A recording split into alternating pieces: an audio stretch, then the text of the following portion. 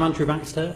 I'm the Managing Director of a company called Europa Worldwide Group. We are one of the largest distribution companies between the UK and Europe. So about 80% of our business is trade between the UK and Europe. We're not especially focused on the full load market. We're more focused on what's called the groupage market, which is effectively the grouping together of multiple consignments to transport, say, from the UK into Italy or into Spain or wherever. Actually, I would say our area is one of the most significantly impacted. If what happens is that customs clearance is reinstated. Broadly speaking, what we do is we have a network of depots around the UK. They trunk into a hub in Dartford. From that hub in Dartford, we go every night. We trunk to about 30 continental depots, and from those continental depots, distribute in the area. We'll trunk every night, say to Milan, and then that will do distribution in northern Italy. And every night there will be a trunk that goes, say, from Milan, which comes back into Dartford, and then that will distribute goods around the UK. Actually, I think these issues around customs clearance, actually the issues on full loads are much less than the issue on groupage shipments. And the reason is... Sorry, can you speak up slightly? I don't know if it's your microphone. Sorry. Just speak up slightly. Okay, so when you're talking about full loads and you're asking, the difference between a full load that comes from the EU or from a non-EU country, if it comes from the EU, then that truck will literally just come through the tunnel, drive straight through. There are no checks whatsoever. If it comes from a non-EU country, so say for example it comes from Switzerland, it would have to, or normally would report at customs in Dover, and if customs don't want to check anything, that would delay the vehicle by about an hour, hour and a half. If customs wanted to do a documentary check, it could delay it by up to 3 hours, and normally if it was an inspection of the goods, it could delay it up to 5 hours. Actually, any of those timeframes, are not too bad. Normally, you would still be able to deliver the goods on the day that they are supposed to be delivered. The issue comes much more when you're talking about delaying trailers with multiple shipments from multiple customers, because then one shipment can cause a delay, and that delay could be enough to stop that trailer hitting distribution, and therefore that delays the distribution of all of those goods.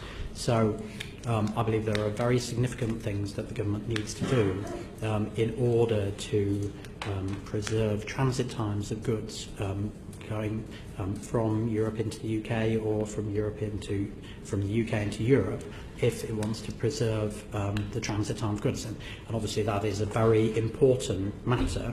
Mainly what we're talking about is increasing transit times for a proportion of goods, and it's very hard to judge what proportion that might be, but it might be 30%, 40%, 50% of goods, being delayed by a day.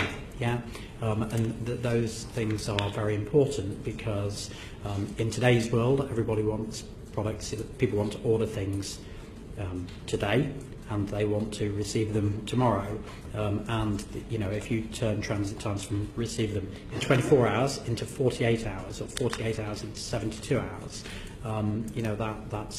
that's quite an issue. Could you just then give us the quick overview of, if the arrangements ended up being the same for the EU as for currently outside the customs union, what would the consequences be? And then we can explore later on what would be the key things you would be looking for out of a new customs arrangement. But just assume for a moment that there were difficulties getting a customs union agreement, and you were left with the current arrangements that apply for non-customs union, non-EU countries for the moment. What would be the key things that would then need to change, or the impact be? Well, Firstly, there would need to be the assumption that customs are ready to deal with that increased volume of clearances.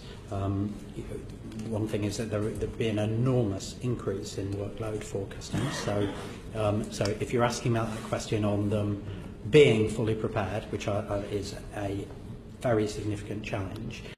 Yes, a number of issues. I think you mentioned this already, but is the computer systems and the arrangements that customs have in place big enough to cope with what is a really big step change in the number of transactions that they need to do? Some estimates are around 300 million additional transactions and declarations a year. Will the computer systems cope, as well as the actual resourcing of that, enforcement of that by customs? And it's not just the physical infrastructure. There's scope here for rethinking how customs enforcement is conducted so as to be less intrusive and to address some of the concerns that we've been hearing about that are really there. I think there's a human side to this. As I was saying earlier, it's been a long time since businesses that have traded with the EU as manufacturers and shippers have had to worry about all of this. So there is a learning curve for shippers, forwarders, and carriers, no doubt, who will be having to do this for the first time. It's not a showstopper, but allowance needs to be made that people will need to be trained to do this and to do it reliably. I don't think we should ignore the fact we need comparable frictionless arrangements put in place by our trading partners. So whatever we might think we're able to do in the UK, it needs to be reciprocated by EU and both in Ireland and in France and Belgium, principal landing points. Absolutely, categorically, we should try to avoid physical checks on vehicles in our ports. If you're not denying that some of those checks will need to be done, but as you've been hearing, a lot of ports, especially Dover, where a bulk of this traffic is moving, simply don't have the physical space. Because of the nature of the supply chains and the goods that are moving, there's no time. There's perishable goods, time-sensitive goods that simply cannot tolerate that kind of intervention. And one would hope in this intelligence-led digital era, there's no need for traditional physical interventions that perhaps we were experiencing the last time we were there. My final point is around the need for some clarity and visibility for all of us in the timelines here.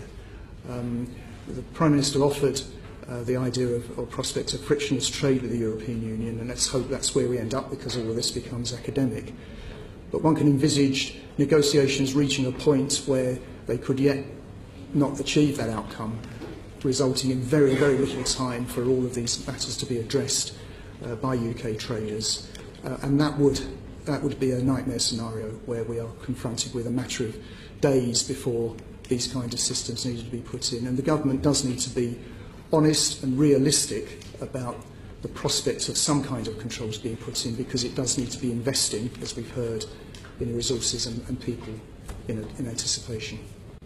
I wouldn't just want to sort of focus on customs, and I think, Chairman, you've mentioned about health and there are and border force as well. So there are a number of areas that need resourcing as well. But in all of that, one would presume, as you're referring to, a risk-based approach is taken to those checking, and that can be changed, and we can adopt different levels of tolerance for countries of origin, for types of products, etc., etc. So it's within a gift as to where you are on the scale. Yeah. But we don't check them. I want to just be clear that So things coming from within the customs union may be deemed by the government to be low risk, and indeed, Mr. Baxter, I think you said some things are not checked if they've already been checked somewhere else, the external border. So, for instance, that could be the policy if something's already been checked in Spain, it doesn't need to be rechecked in the UK.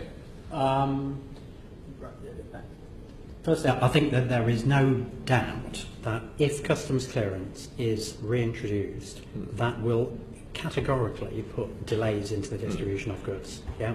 So, firstly, if you're talking about our exports going into EU markets, they will have to be customs cleared either at border points, which means trucks have to stop in order to do that, or they will arrive at authorised overseas depots where goods will have to be customs cleared, which means you have to send in an entry to the local customs authority, and you have to get an answer back from them whether it's going to be allowed to be distributed or not.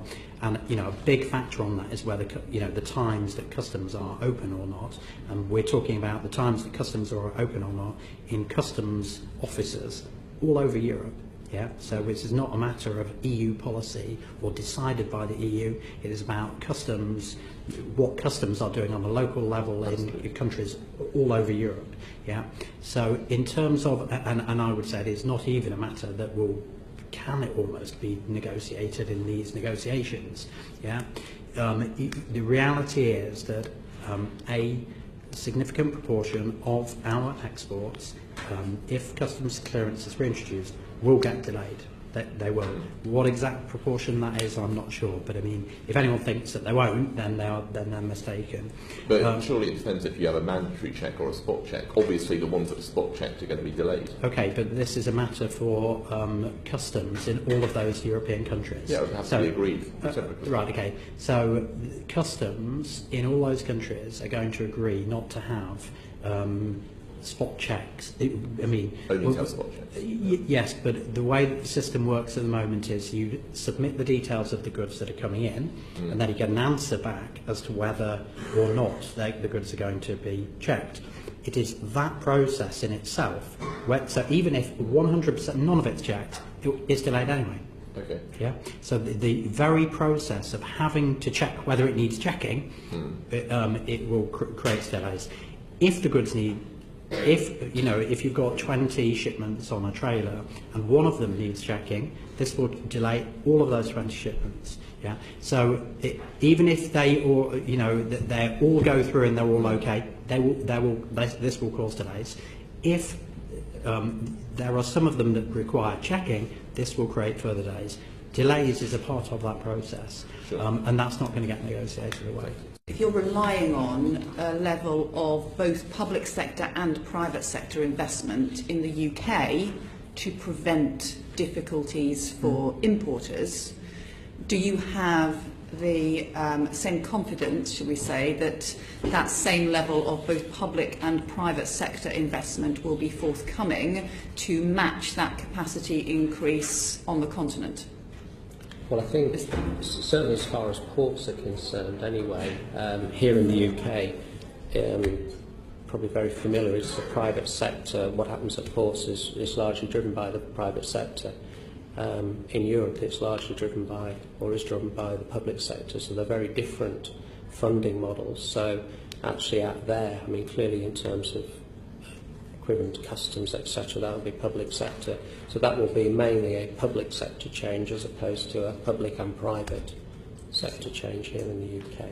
Mr. Baxter? I think obviously a big difference is that the upscaling in customs required in the UK is massive because it's all of our imports and exports with the EU. If you're talking about the implication on a customs office in Hanover, what it means that today they're dealing with goods that are coming from Norway and Switzerland and Turkey, and now they're going to have to deal with goods also coming from the UK. Okay, so this will be a marginal, maybe meaningful increase in their workload, but much more manageable for them to deal with. So I think in terms of will that happen, I think yes, that will happen. In order to make goods flow freely into the UK, there are quite a few things that the government could do. Things like, for example, making sure that the customs office in Tilbury doesn't close at 4 o'clock in the afternoon. Yeah, so that they need to make that. So that they need to make those regional customs officers work on a 24/7 basis. So that is within the power of our government. Getting the customs office in Hanover to work on a 24/7 basis, that is not within our control, and broadly speaking, that is not, I would say, is not going to happen. And the reality is that therefore goods will get delayed in distribution into the European market. There will be delays. It's as simple as that. You cannot reintroduce customs clearance without. You look at Switzerland. The transit times between the UK and Switzerland are longer than they are to an equivalent distance place from the UK. They just are, because there's a customs process. We're starting from a blank sheet of paper here. The government needs to start to think this through and start to make the plans and the investments. We can't have a cliff edge here for customs procedures.